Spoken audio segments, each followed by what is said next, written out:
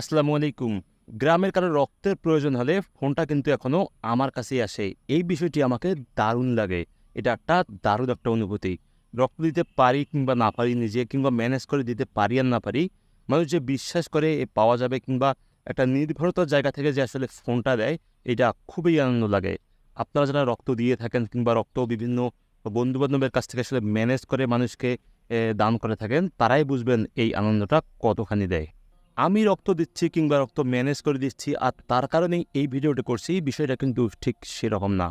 আমি চাই সবাই রক্ত দিতে এগিয়ে আসুন, যারা স্বাস্থ্যবান আছেন কিংবা যারা রক্ত দিতে পারবেন কিন্তু এখন পর্যন্ত দিচ্ছেন না কিংবা কোনো কারণে একটি ভয়ে থাকেন, তাদেরকে আমি আহ্বান জানাবো মানুষের এই কঠিন সময়টাতে মানুষের বিপদে অবশ্যই এগিয়ে আসুন, রক্ত দিন। রক্ত দিলে শরীরের কোনো প্রকার কোনো ক্ষতি নেই। সেটা তো নিশ্চয়ই আপনারা এতদিনে হয়তোবা জানেন। হয়তো একটু ভয়ের কারণেই দিতে চান না।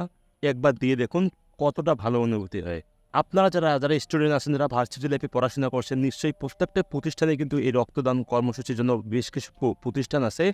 আমি চাইবো সেগুলোর সঙ্গে সংযুক্ত হন, নিজে রক্ত দিন এবং নিজের প্রয়োজনেও অন্য কারো কাছ থেকে রক্ত আপনারা অবশ্যই পাবেন।